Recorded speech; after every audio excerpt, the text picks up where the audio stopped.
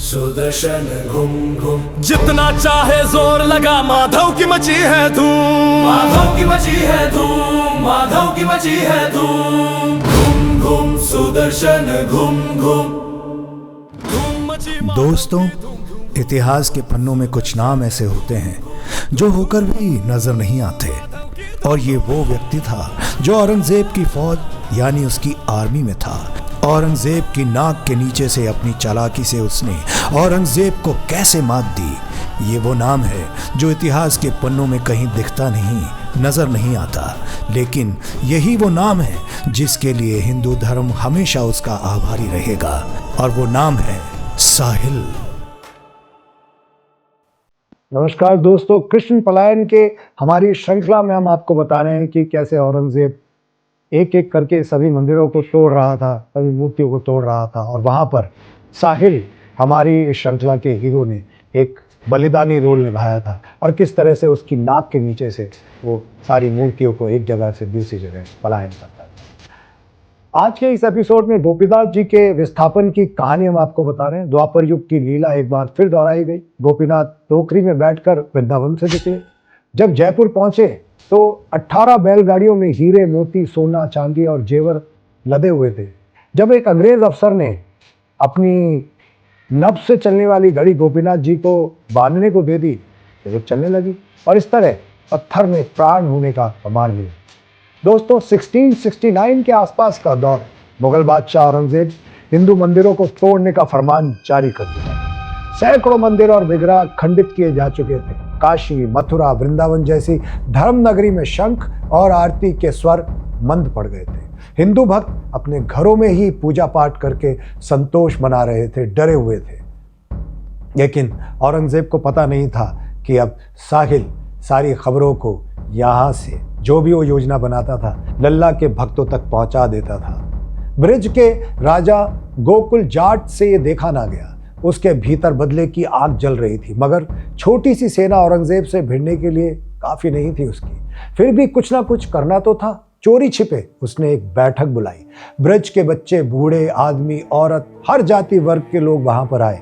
राजा ने ललकार कर पूछा, सिर्फ धूप बत्ती जलाना, ठाकुर जी को भोग लगाना ही धर्म है क्या तुम्हारे लिए? अगर ऐसा होता तो भगवान कुरुक्षेत्र में अर्जुन से शस्त्र उठाने को नहीं कहते। अरे ये समय आ गया है, चुप बैठने का नहीं है, सहने का नहीं है। सहन करने से क्या होगा? एक आदमी बोला, अरे इतनी बड़ी सेना से फौज का मुकाबला कैसे करेंगे हम? राजा ने हुंकार भरी और बोला, बाल गोपाल अकेले कालिया नाग पर भारी पड़े थे। हमारे अंदर भी उन्हीं का अंश है। डरते क्यों हो? और फिर हम सब मिलकर लड़ेंगे ना उनसे। मुगल टिक नहीं पाएंगे। अरे कोई टिक पाया है क्या आज तक? किसी का होके नहीं रहता ये हमेशा के लिए। राजा की बातें सुनकर सभी सोच में पड़ गए। कुछ डरे, परेशान हुए, फिर सभी के अंदर एक उम्मीद जागी और हिम्मत जागी। एक लड़का खड़ा हुआ और पूरे जोश में बोला, हम कट जाएंगे लेकिन अपने लालजू पर आंच नहीं आने देंगे। उसने कहा, हाँ, ये होती है हिम्मत, ये होती है बात। राजा गोकुल जाट ने ब्रजवासियों को इकट्ठा करके मुगल फौज से लड़ने के लिए तैयार कर दिया। वो थोड़े थे लेकिन जज्बा ऐसा था कि वो लड़ने को, मरने को तैयार थे। औरंगजेब की फौज में बहुत सारे जासूस ऐसे थे, सैनिक थे। उसकी फौज इस बात के लिए फेमस थी कि उसके जासूस चप्पे चप्पे की खबर रखते थे। धीरे धीरे जैसे जैसे लोग इकट्ठे हो रहे थे, उद्घोष हुआ, सुदर्शन नगरी कृष्ण की जय हो, सुदर्शन नगरी कृष्ण की जय हो। ये खबर औरंगजेब तक पहुंची। उसके जासूसों ने वो खबर पहुंचाई।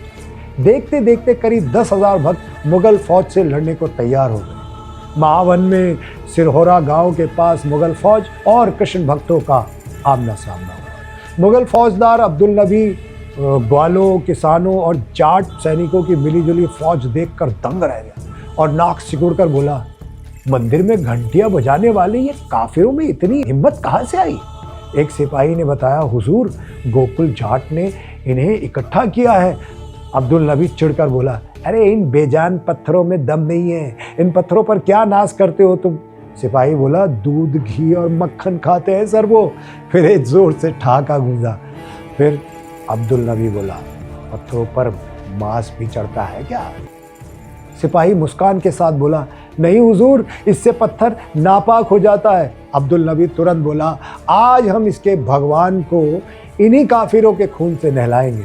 लेकिन वो नहीं जानता था कि जिस तरह से औरंगज़ेब की सेना में जासूस है, ऐसे ही यहाँ पर एक पालनहार है, एक बचाने वाला है, साहिल, जो जी हाँ हर बात की खबर, हर मूवमेंट की खबर आगे पहुँचाता था। मुगल फौज और कृष्ण भक्तों के बीच भयंकर लड़ाई हुई। ब्रिज की मिट्टी मुगलिया तोपों पर भारी पड़ी। मुगल फौज को काफ़ी नुकसान हुआ। अब्दुल नबी मारा गया और कुछ समय ब्रिज में शांति रही। लेकिन सभी जानते थे कि दोबारा हमला हुआ तो तबाही तो तय है। ला भाई, जाट को जलवा।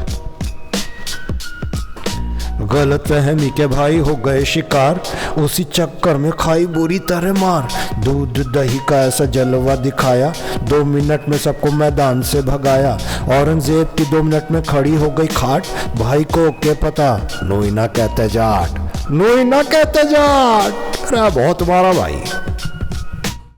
अविरल और शांत समुद्र का किनारा है दोस्तों। तट पर गोपीनाथ मंदिर के कुछ गोस्वामी आपस में बात कर रहे थे। उनके चेहरे पर चिंता साफ झलक रही थी। परेशानी की वजह मौत का डर नहीं, गोपीनाथ जी की मूर्तियों को बचाना था। कभी भी कुछ भी हो सकता था। एक युवा गोस्वामी ध्यान में बैठे गोस्वामी के पास गया और बोला, गोस्वामी जी, वृंदावन वीरान हो गया है, भजन नहीं, पूजा आरती नहीं, और आप ध्यान रमा रहे हैं, आपको डर नहीं लगता? बड़े गोस्वामी ने ध्यान तोड़ा।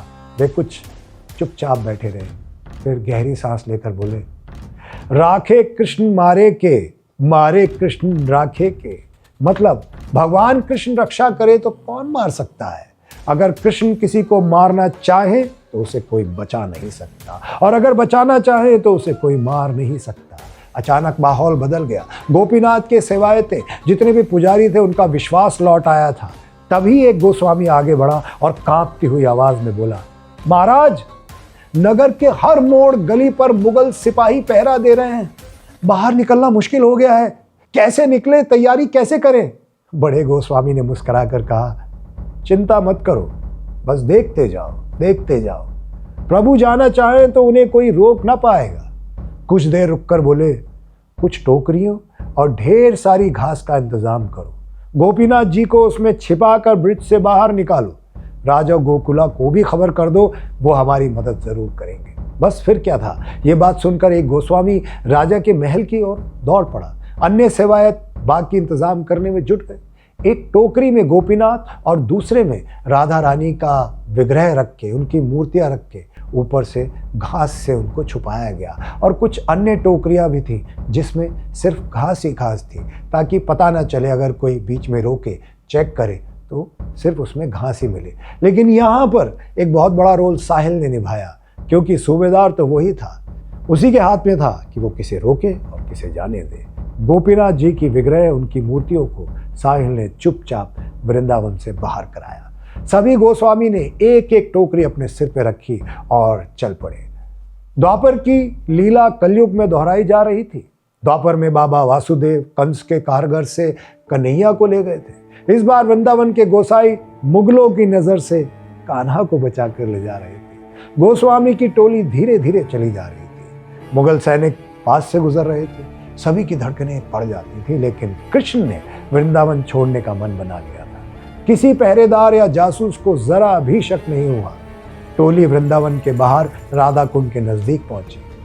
अचानक बड़े गोस्वामी की नजर राधा कुंड और मानसी गंगा के बीच एक गुफा पर पड़ी। उन्हें ये जगह बिल्कुल सुरक्षित लगी। बड़े गोस्वामी जानते थे कि यात्रा लंबी है, उसमें पड़ाव जरूरी है। उन्होंने सारे सेवायतों से कहा, गोपीनाथ जी कुछ दिन इसी गुफा में रहेंगे।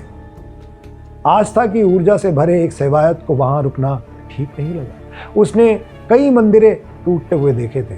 उसने कहा, महाराज, मुगलों के लिए बहुत सारे ऐसे भाई बंधु भी हैं जो जासूसी करते हैं, उन्हें भनक लगी तो अनर्थ हो जाएगा, सब मिट जाएगा, हम क्या करेंगे? बड़े गोस्वामी ने समझाया, ये सुरक्षित है, फिर गोकुला जाट के सिपाही भी तो हमारे साथ हैं। प्रभु इच्छा से ही सब हो रहा है। अब प्रभु की इच्छा से ही हफ्तों में बदल जाएंगे दिन, और दिन सालों में बीत जाएगा।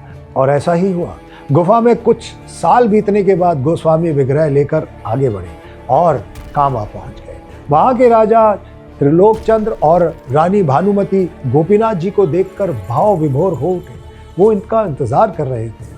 अहो भाग्य, राजा त्रिलोकचंद ने कहा, ठाकुर खुद सेवक के घर चलकर आए हैं। गोपीनाथ के लिए राजा के मन में बहुत श्रद्धा थी, लेकिन मन के किसी कोने में औरंगजेब का खौफ भी था। औरंगजेब था ही ऐसा, उसका खौफ हर जगह फैला हुआ। औरंगजेब ना केवल मंदिरों के खिलाफ था, बल्कि आस्थावान राजाओं से भी वो बहुत चिढ़ता था। दोस्तों, त्रिलोकचंद को राजा गोकुला जाट के बारे में पता चला था। सिहोरा में मुगल फौज की हार से औरंगजेब बौखला गया था, वो पागल हुआ पड़ा। उसको हार बर्दाश्त नहीं थी। उसने हसन अली को फौजदार बनाकर फिर से राजा गोकुला से लड़ने के लिए भेज दिया। राजा और कृष्ण भक्तों ने शाही सेना से कड़ा मुकाबला किया, लेकिन वो हार गए। 5000 भक्त मारे गए, 7000 कैद कर लिए गए। राजा गोकुला और उनके परिवार के लोगों को आगरा लेकर गए। कोतवाली के सामने उनके टुकड़े टुकड़े करके उन्हें मार दिया गया। औरंगजेब के लिए सबसे ज़्यादा चिंताजनक बात यह थी कि कोई ना कोई तो उसकी सेना में, उसकी फौज में ऐसा है जो सारी खबरें बाहर पहुंचाता है। वो इस बात को लेकर सोच में था कि इस बात का पता कैसे चले, साहिल का पता कैसे चले। औरंगजेब ने हसन अली को फौजदार बनाकर दोबारा राजा गोकुला से लड़ने के लिए भेज दिया। इस बार राजा हार गए। लड़ाई में 5000 भक्त मारे गए, 7000 कैद कर लिए गए। ये सब सोचकर राजा त्रिलोकचंद काफी परेशान थे। अपनी दुविधा लेकर वो बड़े गोस्वामी जी से मिलने पहुंचे। उन्होंने दबे हुए स्वर में कहा, महाराज, क्यों ना गोपीनाथ जी को जयपुर में स्थापित कर दिया जाए। बड़े गोस्वामी कुछ देर उनकी तरफ देखते रहे और फिर उन्होंने पूछा, क्यों, ऐसा क्यों बोल रहे हैं आप? त्रिलोकचंद बोले, औरंगजेब हिंदुओं के खून का प्यासा है महाराज। वो कहीं भी आ सकता है, वो यहाँ भी हमला कर सकता है। गोपीनाथ की सुरक्षा केवल आमिर के राजा ही कर सकते हैं। मुगलों से ही उनकी संधि है, मुगल उन्हें नाराज कभी भी नहीं करेंगे। त्रिलोकचंद आंखें झुकाकर आगे बोले, मेरे वश में होता तो प्रभु को यहाँ से जाने ही ना देता। पूरी जिंदगी गोपीनाथ की सेवा में गुजार दूं, लेकिन मेरी किस्मत मैं मजबूर हूँ। राजा की बात पूरी हुई। कमरे में एकदम सन्नाटा छा गया। सभी चुप थे। इससे त्रिलोकचंद और भी ज़्यादा परेशान हो गए। उन्होंने बड़े गोस्वामी की तरफ देखा और उनके पैर पकड़ लिए। वो कांप रहा था। उस वक्त कांपते स्वर में उसने पूछा, क्या मुझसे कोई पाप हो रहा है महाराज? अगर मुझसे कोई भूल हुई हो तो कृपया मुझे बताएं। बड़े गोस्वामी ने हल्की मुस्कान के साथ राजा की तरफ देखा, फिर धीरे धीरे लेकिन दृढ़ स्वर में बोले, राजन, आपके मन में भक्ति और सेवा है। डर और चिंता उस समय पैदा होती है जब हम कर्तव्य और परिस्थिति के बीच फंस जाते हैं। आपने अपनी सीमा को समझा, ये आपका विवेक है, ये पाप नहीं। बड़े गोस्वामी जी की बात सुनकर राजा त्रिलोकचंद का मन शांत हो गया। वो सोचने लगे कि इतनी भारी मुसीबत में भी ये इतने शांत। गोस्वामी ने आगे की यात्रा के लिए 1 दिन का समय मांगा। गोपीनाथ कामवन में सिर्फ 1 दिन के मेहमान थे। राजा रानी ने पूरा दिन गोपीनाथ की सेवा में बिताया। देर रात तक कीर्तन होता रहा। इसके बाद दोस्तों, शयन आरती के बाद राजा त्रिलोकचंद और रानी भानुमति काफ़ी देर तक वहीं बैठे रहे और रोते रहे। बड़े गोस्वामी ने उन्हें समझाया, अरे आप लोग खुद को दोषी मत मानिए, मैं आपके डर को समझ सकता हूँ। गोपीनाथ अपनी इच्छा से आमेर जा रहे हैं। उन्हें कामवन में रोकना होता तो वे कोई लीला ज़रूर दिखा देते, वो कर लेते अपनी लीला। राजा बोले, मैं जानता हूँ स्वामी जी, आप ये मुझे ढांढस देने के लिए कह रहे हैं, लेकिन मैं समझ रहा हूँ मुझसे कितना बड़ा पाप हो रहा है। मरने के बाद मैं अपने पुरखों को क्या मुंह दिखाऊंगा? इतना कहकर राजा फूट फूट कर रोने लगे। आसपास खड़े सभी जितने भी गोस्वामी वहाँ पर थे, उनकी आंखों में उस वक्त आंसू थे। बड़े गोस्वामी ने किसी तरह राजा और रानी को समझाकर आराम करने के लिए भेज दिया। फिर सुबह मंगला आरती हुई। राजा त्रिलोकचंद और रानी भानुमति ने कांपते हुए हाथों से गोपीनाथ को प्रणाम किया। गोपीनाथ जी बैलगाड़ी में विराजमान थे। सभी सेवक, भक्त और गोस्वामी उनके साथ आगे बढ़ गए। इस तरह 3 दिन कामवन में रहने के बाद गोपीनाथ आमेर यानी अब जयपुर की ओर चल पड़े थे। दोस्तों, तब का कामवन आज राजस्थान के डीग जिले के कामा के नाम से जाना जाता है। वहाँ से आमेर यानी अब के जयपुर के रास्ते में शेखावटी इलाका पड़ता है। गोपीनाथ शेखावटी राजाओं के जी हाँ इष्ट देव हैं। ऐसे में जिन इलाकों से बैलगाड़ी गुजरती वहाँ के राजा गोपीनाथ का स्वागत करते, हीरे जवाहरात जमीन सब कुछ न्यौछावर कर देते थे। मंडावा के राजा ने 300 बीघा जमीन गोपीनाथ जी के नाम कर दी थी। ये खबर पूरे शेखावटी में फैल गई। इसके बाद एक अन्य राजा ने अपनी जागीर की 10% जमीन गोपीनाथ को भेंट कर दी। देखते ही देखते दासारामगढ़, नसलगढ़ जैसे इलाकों के राजाओं में दाशांश संपत्ति का 10वां हिस्सा दान करने की उन्होंने भी उनको पेशकश की। गोपीनाथ जो घास की टोकरी में चले थे, अब उनके लिए राजाओं ने अपना खजाना, अपना दिल खोल दिया था। गोपीनाथ आमेर पहुंचे। जब गोपीनाथ जी आमेर पहुंचे तो 27 बैलगाड़ियां थी। इनमें से 18 में सोना, चांदी, हीरे, मोती, जेवर सब कुछ लदा हुआ था। ये दौलत गोपीनाथ जी को पिछले पड़ावों के दौरान राजा और उनकी प्रजा ने दान में दी थी। आमेर में मधोविलास उनका नया ठिकाना बना। राम भोग और सेवा में 17 साल बीत गए। एक दिन जयपुर के दीवान खुशहाली राम बोहरा शयन आरती के समय माधोविलास पहुंचे। आरती के बाद बोहरा ने सभी सेवायतों से बात करनी चाहिए। सभी इकट्ठा हुए। बोहरा मुख्य गोस्वामी की तरफ देखते हुए बोले, आज्ञा हो तो मैं अपनी सबसे बड़ी हवेली गोपीनाथ जी को सौंपना चाहता हूँ। सब एकदम चौंक गए। एक गोसाई बोला, आपका विचार बहुत अच्छा है दीवान जी, लेकिन आप ऐसा क्यों कर रहे हैं? बोहरा ने छेंकते हुए कहा, अब मेरी कोई औलाद नहीं है, धन संपत्ति का कोई वारिस ही नहीं है, मेरे कब प्राण निकल जाए पता नहीं। मैं चाहता हूं कि गोपीनाथ जी की कृपा मेरी पीढ़ियों पर कर जाए। उसके बाद पूरे शहर में ये बात फैल गई। अब से गोपीनाथ बोहरा जी की बड़ी हवेली में रहेंगे। हवेली को मंदिर का रूप दिया जाने लगा। दीवारों पर राधा कृष्ण की लीलाएं उखेरी गई। दरवाजे का आकार इस तरह बदल दिया गया कि अंदर आते ही भक्तों को एकदम गोपीनाथ के दर्शन हो जाए। आखिरकार गोपीनाथ जी का उस हवेली में विराजने का दिन आया। पूरा शहर घंटी, शंख, कीर्तन की ध्वनियों से गूंज उठा। आसपास की रियासतों से तमाम लोग और राजा महाराजा जयपुर आ गए। सैकड़ों हाथी घोड़ों के साथ गोपीनाथ और राधा रानी की शोभा यात्रा निकाली गई। दोस्तों, 1792 के उस दिन से ये जुगल जोड़ी बोहरा की कोठी में आज भी विराजमान है। धीरे धीरे मुगलों का दौर खत्म हुआ। अंग्रेजों का शासन आया। एक बार अंग्रेज जैकब गोपीनाथ मंदिर पहुंचा। गोपीनाथ जी का श्रृंगार, भोग और भक्तों की आस्था देखकर वो चौंक गया। उसके मन में एक सवाल उठा, पत्थर की एक मूर्ति के लिए इतना बड़ा इंतजाम। उसने वहां पर एक मुख्य सेवायत मदन गोस्वामी से बड़े अजीब तरीके से बात की। बड़े रूखे भाव में पूछा, इन पत्थरों को क्यों पूछते हो, ऐसा क्या है इनमें? तीखे सवाल सुनकर श्री मदन गोस्वामी के चेहरे का भाव तनिक भी नहीं बदला। वो बहुत नॉर्मल रहे, आराम से उन्होंने, वे जानते थे कि अंग्रेज की गोपीनाथ में आस्था नहीं है। हल्की सी मुस्कान के साथ मदन गोस्वामी बोले, ये मूर्ति नहीं, साक्षात गोपीनाथ है, इनमें प्राण है। जयपुर में गोपीनाथ जी की कलाई में आज भी बैटरी से चलने वाली घड़ी पहनाई जाती है। अंग्रेज ठहाका लगाकर हंसा और बोला, अरे इसे साबित कर सकते हो? फिर उसने अपनी कलाई से घड़ी उतार कर गोस्वामी को दे दिया और बोला, चलो ये घड़ी मेरी कलाई पर बांधने के बाद मेरी नफ्स से चलती है, ये पहनाओ अपने भगवान को, मैं भी तो देखूं पत्थर में जान होती है, पत्थर में प्राण होता है कि नहीं।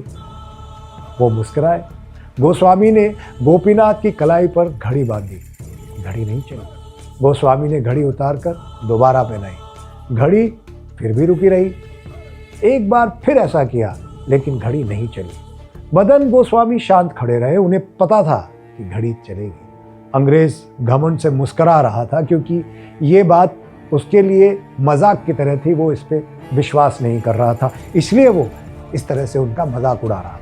गोस्वामी ने एक बार फिर घड़ी पहनाई। इस बार घड़ी से टिक टिक टिक की आवाज़ आने लगी। घड़ी चल रही थी। जैकब का चेहरा लाल हो गया। गोस्वामी अभी भी शांत थे। उसके लिए ये नई बात नहीं थी। अंग्रेज को अपनी आंखों पर विश्वास नहीं हो रहा। वो चिढ़ गया और बिना घड़ी लिए मंदिर से बाहर चला गया। उसके बाद से गोपीनाथ के हाथ से वो घड़ी उतारी नहीं गई है दोस्तों। उसके बाद काफ़ी साल के बाद जब घड़ी खराब हो गई तो रिपेयरिंग के लिए भेजी गई, लेकिन घड़ी साज ने वो घड़ी कभी वापस ही नहीं लौटाई।